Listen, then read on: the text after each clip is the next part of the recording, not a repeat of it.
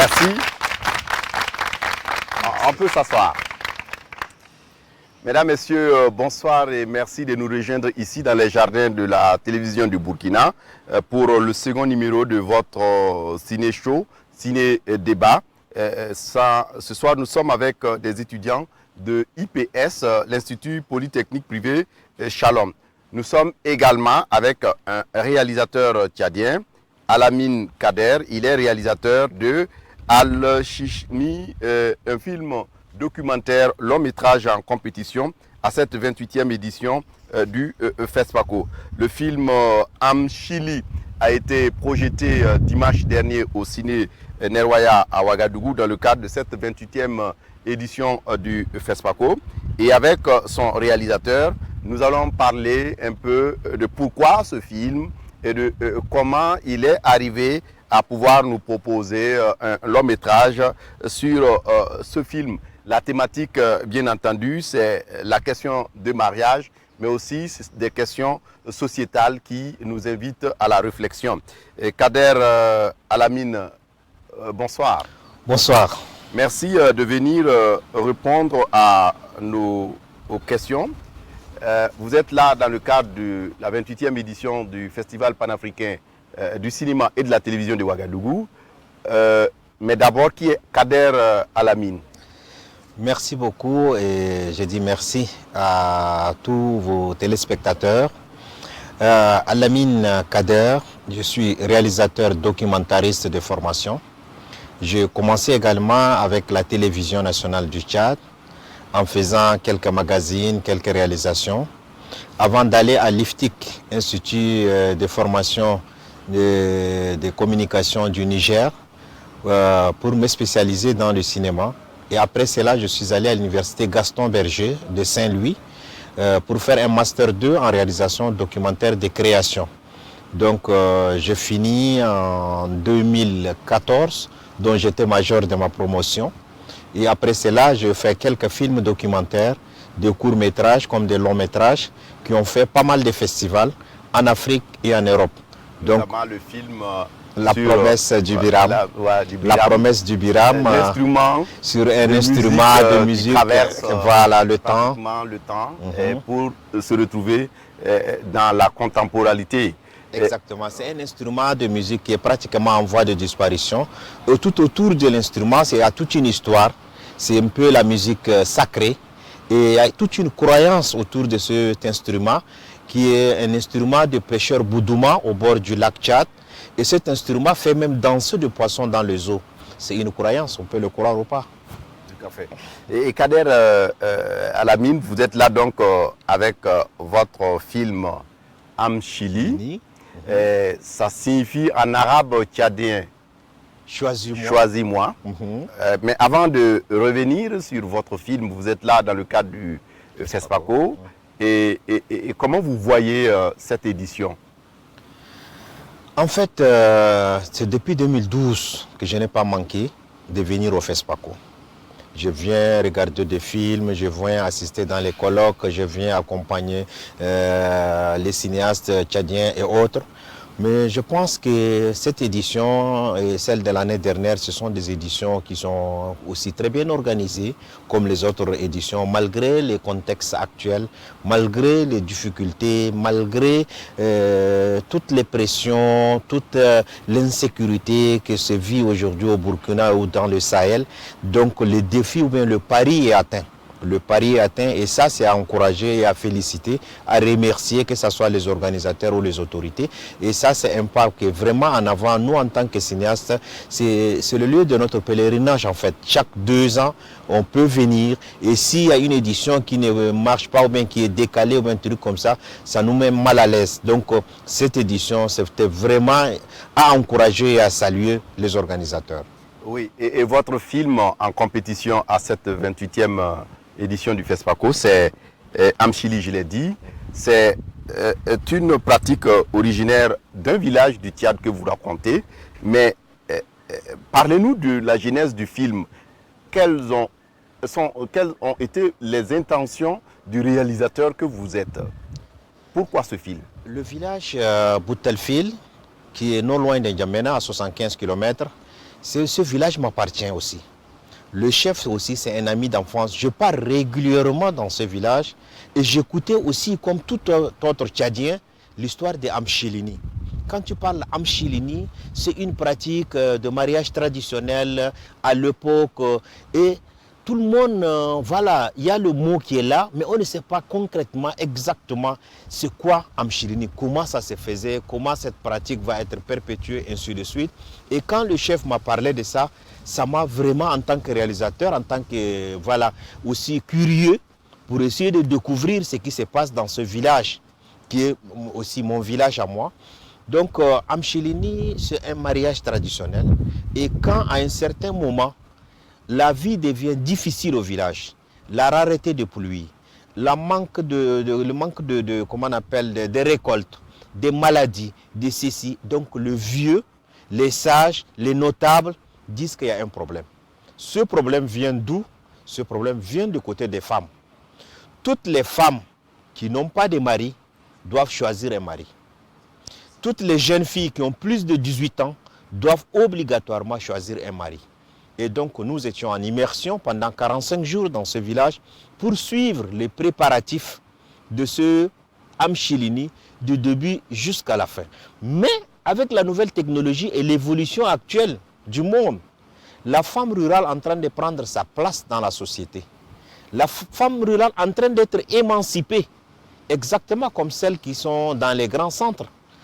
Aujourd'hui, à l'époque, quand tu dis à une femme villageoise que tu es égal à l'homme, c'est comme si tu es en train de te moquer d'elle.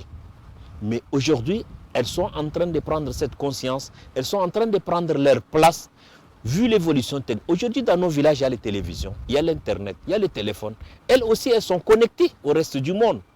Pour cette raison, elles disent, ok, si nos grands-mamans ont accepté de choisir entre griffes par obligation des hommes, nous, à notre époque, nous, on n'est pas obligés de suivre cela. Justement, votre film montre que les femmes refusent le Amchili. C'est un conflit maintenant, c'est un conflit entre hommes, femmes, un conflit générationnel entre les anciens.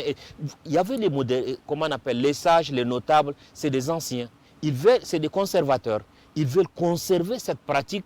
Et maintenant, les jeunes de maintenant, ils disent que non, cette pratique est démodée, est dépassée. Donc, ces conflits générationnels, ces conflits entre hommes et femmes, ces conflits qui a un peu évolué avec le temps, la prise de conscience des femmes, donc toute cette problématique, on peut le retrouver dans le film.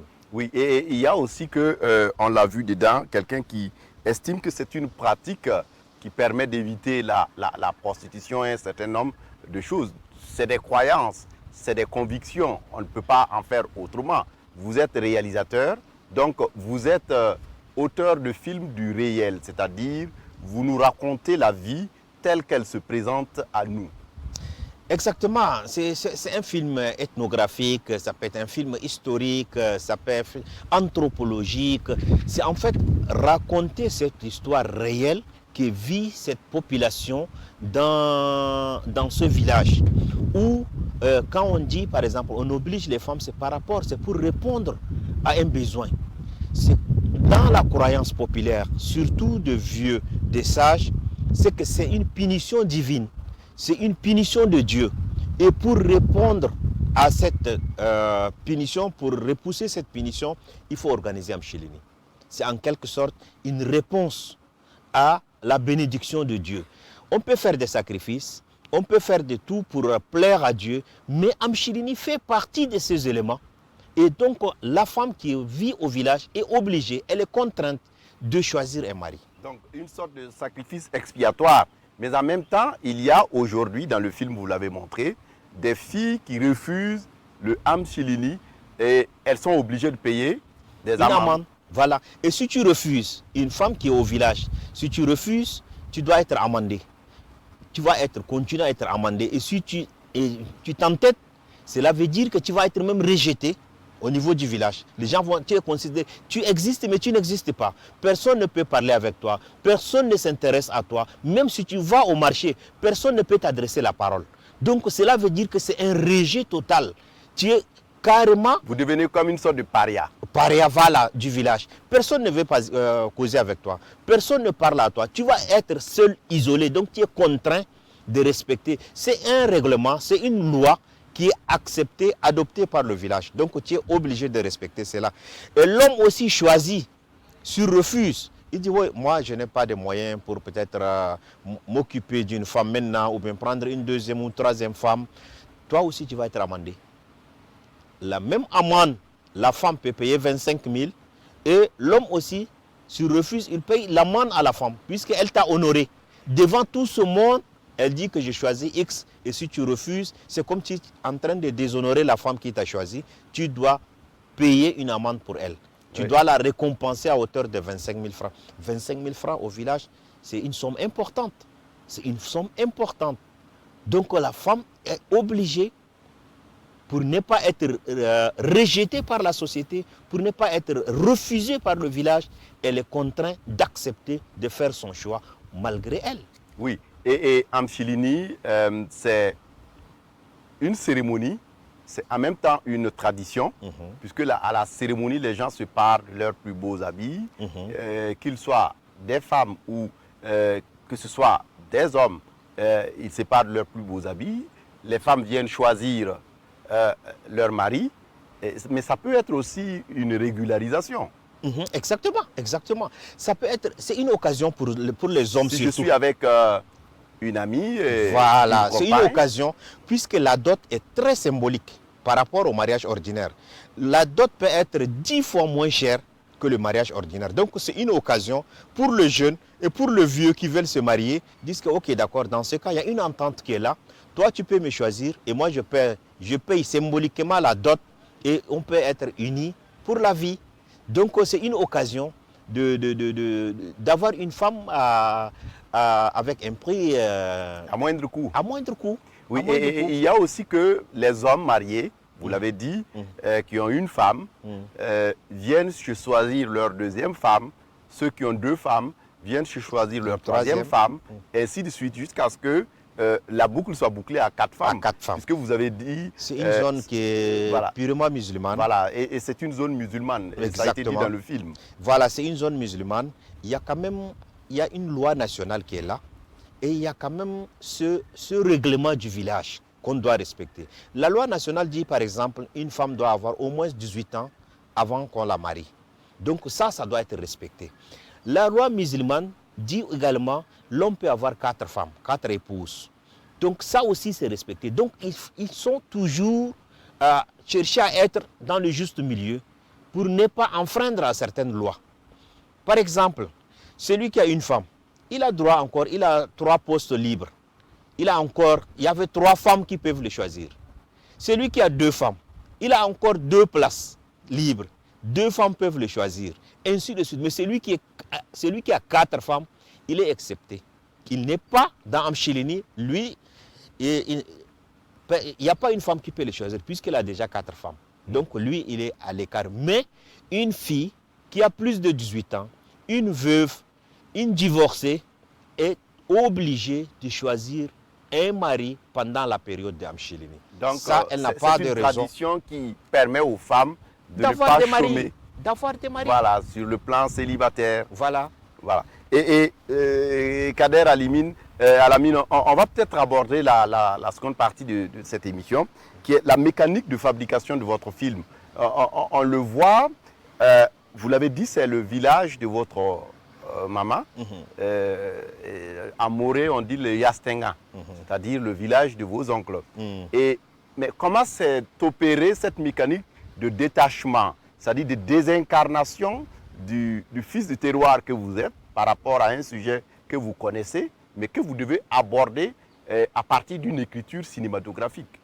Exactement, quand on est réalisateur et quand on maîtrise le sujet ou bien quand le sujet nous touche, nous concerne, il faut savoir prendre la distance. Le réalisateur doit savoir où se trouve sa place en fait, pour ne pas être trop noyé dans le sujet. Et je pris ma place en fonction du sujet.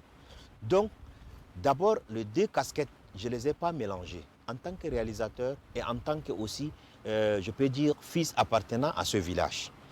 La première des choses, c'est qu'il y a eu une écriture cinématographique qui a duré pratiquement 4 ans. Entre l'écriture et l'écran, ça m'a pris 4 ans. Et le nombre de fois que je suis allé au village, je ne peux pas les compter. Je suis allé régulièrement au village, discuter avec les jeunes, avec les filles, avec les vieux, avec ceux qui ont été choisis il y a cela 30 ans. La dernière édition qui a été organisée à Mchirini, c'était en 1992 dans le village là. C'était en 1992 que la dernière édition de Amchilini a été organisée. Donc j'ai eu à discuter avec le vieux, avec les enfants issus même de Amchilini, que des fois ils sont stigmatisés. On ne les prend pas comme des enfants. Des fois même les femmes disent que non, un enfant de Amchilini est considéré comme un bâtard. Par rapport à un enfant légitime, l'enfant, alors qu'ici il y a un mariage. Il y a un mariage qui va être célébré, ainsi de suite. Quelle est la différence entre un enfant de Amchilini et un enfant qui a été marié normalement? C'est la même chose. Il y a une reconnaissance, il y a une légalité, que ce soit au niveau traditionnel, que ce soit au niveau juridique. Mais les femmes disent que non, même dans les chansons, elles chantent. L'enfant de Amchilini, c'est un enfant bâtard. C'est pour dire qu'elles refusent. Elle refuse l'organisation de Amchilini. Donc tout ce temps m'a permis d'écrire le film et de prendre ma distance par rapport au sujet du film, pour ne pas me noyer dans le sujet, pour ne pas être complètement aussi un acteur. Je me suis dit, si je vis dans ce village, ma soeur va avoir le même problème, ma fille va subir aussi le même problème. Donc, pour moi, c'est que prendre cette distance et voir ce peuple-là, pendant 45 jours, on était avec eux, juste la caméra qui suit tout ce qui se passe. Et nous, après, il y a un travail de montage qui est là derrière. Mais, comme c'est un sujet qui concerne généralement les femmes, presque la majorité de mon équipe technique est féminine. Pour dire qu'il y a quand même des débats entre femmes, que moi-même, en tant qu'homme, je ne dois pas être présent. Je laisse l'équipe, je mets les dispositifs techniques et je leur dis de partir. Mes 2 assistantes, c'est des femmes. Celle qui fait la caméra, c'est une femme. Donc, toute mon équipe est en majorité des femmes et des fois je laisse ce côté féminin. Oui. Et c'est là où on sent sur comment on appelle le film, ce côté un peu, voilà, douceur. Voilà. Ouais. Mais il y a que, malgré ces précautions que vous avez prises dans la réalisation du film, en vous désincarnant par rapport au sujet et par rapport au personnage du film, la dernière partie vous rattrape. La dame qui dit finalement, nous n'avons pas besoin de mari, nous voulons de la liberté, nous voulons de la connaissance, nous voulons l'émancipation. Et si on sait que le documentaire, c'est quelque chose qui est voulu par le réalisateur, un parti pris. Votre parti pris vous rattrape à ce niveau. Oui. C'est votre opinion. Si, en voyant le film du début jusqu'à la fin, ma position est claire. Ma position est claire et tranchée. Est-ce que de nos jours, on a besoin d'une femme, de l'obliger à se marier? Ma position était claire et dès le début jusqu'à la fin, j'ai assumé. En tant qu'homme, en tant que fils du terroir, j'ai assumé cette position et je suis resté des côtés de mes soeurs, des côtés de mes tantes, des côtés de voilà. Et pour dire que cette position de début jusqu'à la fin, si vous voyez par exemple le film de début, c'est la femme qui porte le village. C'est la femme qui travaille, c'est elle qui balaye, c'est elle qui allait chercher le bois, c'est elle qui fait tout. Mais en cas de problème, c'est elle qui est encore responsable. Tout le malheur qui va venir au village, c'est elle. Alors que dans le village, les activités des hommes n'existent pratiquement pas. Tout à fait. Vous voyez que les femmes qui travaillent du matin jusqu'au soir, les travaux ménagers, ouais. Tout se repose sur la femme. Oui, mais s'il y a un problème, on indexe aussi, c'est la femme qui est encore responsable. Oui, et Kader, il y a également ce fait que, on le voit à travers Amchilini, il y a comme une sorte d'héritage que vous voulez laisser à la postérité, ce qui rejoint un peu votre réalisation, la promesse du Biram. La promesse du Biram, qui est également un patrimoine. Et donc, apparemment, Kader Alimine surfe sur les héritages. Est-ce que votre film est un film historique? En fait, moi, tout ce qui est patrimoine culturel m'intéresse. Tout ce qui relève de la tradition, de l'oralité, de choses qui sont en train de disparaître, ça fait partie de nous, en fait. Ça fait partie de notre vécu. ça fait partie des éléments qu'on peut nous identifier. Et si on laisse tout ça disparaître, demain peut-être nos enfants ou bien les enfants de nos enfants, qu'est-ce qu'ils vont avoir comme histoire? Qu'est-ce qu'ils peuvent avoir comme élément d'identité culturelle de leurs grands-parents? Ça va disparaître. Aujourd'hui, c'est vrai, le monde est en train d'évoluer. On est en train de copier les autres. On est en train de s'habiller, de s'identifier comme les autres, comme les Blancs, comme les Arabes, comme les ceci. Mais où est l'africanité? Cette africanité est en train de disparaître. Aujourd'hui, on s'habille comme des Blancs, on mange comme des Blancs, on marche comme des Blancs. Mais où est en nous cette africanité? Donc tout ce qui est patrimoine culturel, si on n'arrive pas à les préserver, si on n'arrive pas à veiller, je pense que nos enfants, nos arrière-enfants, petits-enfants, ils ne vont pas avoir de choses où ils peuvent s'identifier. Ils n'auront pas de repères en fait. Ils n'auront pas de repères. Et c'est ce film qui peut être historique, qui peut être anthropologique, qui peut être ethnographique, peut servir quand même de quelque chose aux enfants pour dire qu'à un certain moment, voilà le vécu de nos arrière-grands-parents. Comment ils vivent, comment ils organisent la société, comment ils se marient, comment ils s'entendent, comment ils... Voilà. Tout à fait. Et je le disais, nous sommes accompagnés par un public charmant. Ce sont des étudiants en communication et journalisme. Ils sont de l'Institut Polytechnique privé Shalom. Ils ont envie de vous poser quelques questions. Okay. On va commencer par Rebecca Bado. Elle doit être quelque part à côté, oui. Allez-y. Ma première question est en quelle année votre carrière cinématographique a-t-elle commencé et quand est-ce que vous avez participé pour la première fois au FESPACO? Merci pour la question. Ma carrière cinématographique a commencé depuis 2011. Depuis 2011, je suis allé à Niamey pour étudier en fait beaucoup plus de magazines, radio, télé.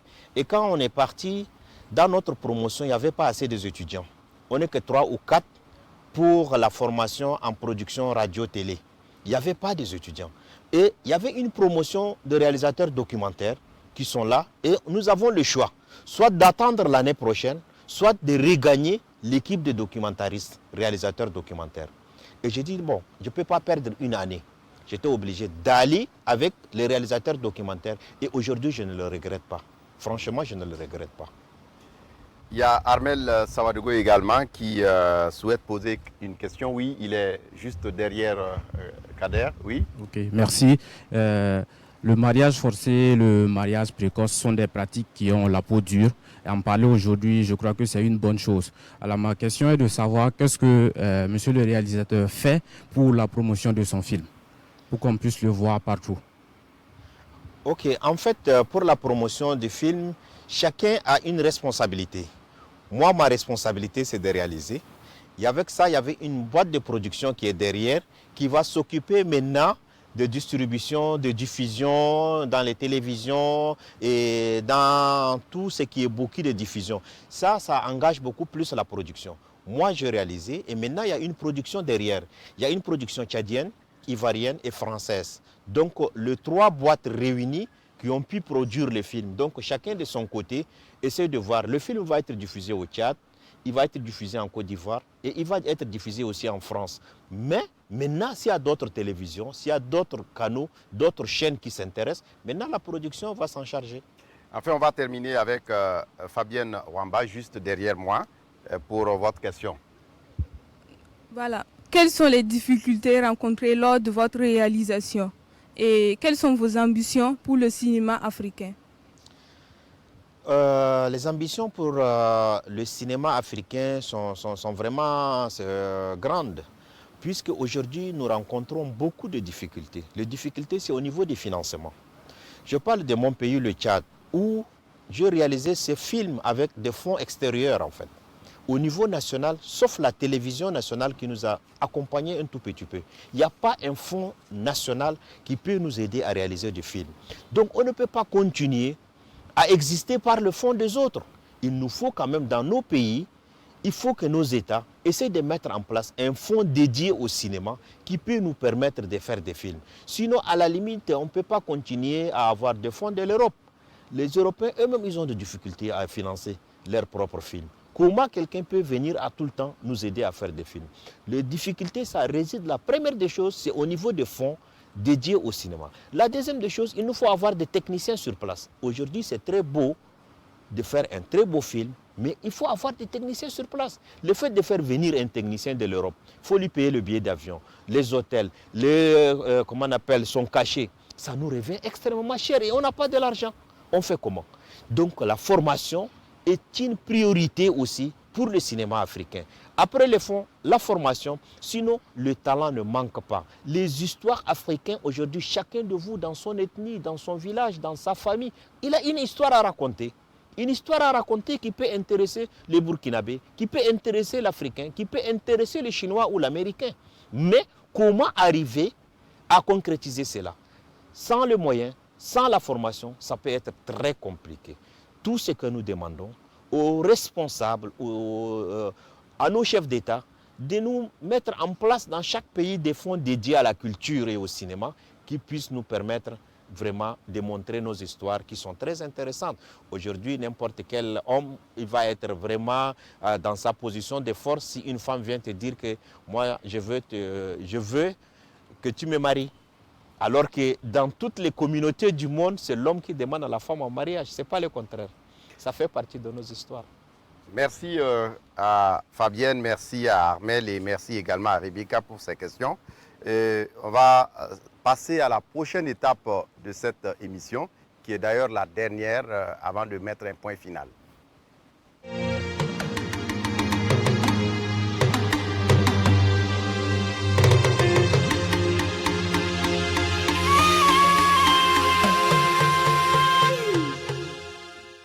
Alors, pour cette dernière partie, c'est juste le panier. Le panier, c'est un jeu et ça va permettre d'avoir juste quelques gadgets, quelques cadeaux et repartir à la maison avec.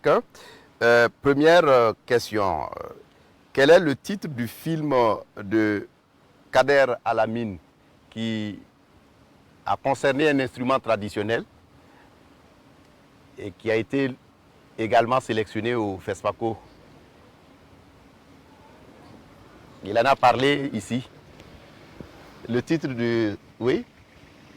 Vous avez... Oui, il y a un micro. Passez-lui le micro. Et vous vous présentez et puis vous répondez.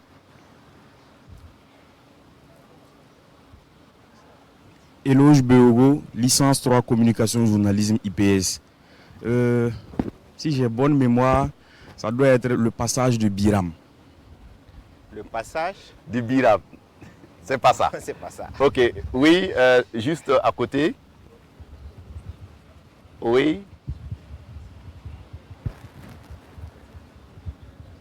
Sayouba Kagone, étudiant en deuxième année en communication journalisme. Le titre de son film, c'est Choisis-moi. Non, le film qui a concerné un instrument de musique traditionnelle. Oui, il y a deux doigts derrière. Eh bien, si ça c'est compliqué, on va passer à... Oui, allez-y. Ce serait la dernière réponse et puis on va passer à la prochaine question. Élise Ouedraogo, et licence 3 communication journalisme IPS. Je pense que le titre c'est Amchili. C'est Amchili. Eh bien, continuez toujours à chercher. C'est vrai que bon, y en a qui ont googlé, ils ont trouvé, mais il s'agissait de... La promesse du Du Biram. Biram. La promesse du Biram. Bien, dernière question. En 1991, il a décroché le prestigieux trophée qui est l'étalon d'or de Nyenega. Et il nous vient d'un pays frère et ami. De qui s'agit-il? En 1995, il a décroché l'étalon d'or de Nyenega. Je vous donne un indice. Le film vient d'un pays frère. Ça commence par M. Oui, mais c'est de qui il s'agit? Ça Ben Ousmane n'est pas du Mali. Samben Ousmane est sénégalais. Sénégalais. De qui il s'agit? Qui se jette à l'eau? Personne. Mais dommage, il s'agit de Malien Cheikh Oumar Sissoko, qui est par ailleurs président de la FEPACI, la Fédération panafricaine des cinéastes. Merci à vous d'être venu pour ça, mais malheureusement, personne n'a pu décrocher quelque chose. On se retrouve peut-être une prochaine. Voilà. Kader, juste pour terminer, l'étalon d'or, c'est votre vœu le plus ardent avec Amchilini. C'est le rêve de tout cinéaste, d'avoir un prix. Et aussi, le rêve, le Tchad n'a jamais gagné un étalon. Il y avait Mama Saleh Haroun qui a eu l'étalon de bronze, je crois, avec Un homme qui crie. Le prix du public, je pense. Oui. Mais on n'a jamais gagné l'étalon au Tchad. Donc ça peut être une première. Et ça dépasse la personne de Kader, mais ça devient un trophée national. C'est tout le mal qu'on vous souhaite au soir du 4 mars de pouvoir brandir le trophée l'étalon d'or de Yenega pour votre long métrage en documentaire fiction d'auteur et Amchilili. Merci d'être venu. Merci beaucoup. Voilà, on s'arrête là pour Ciné Débat de ce soir. À demain pour un autre numéro. Merci pour votre attention et à bientôt.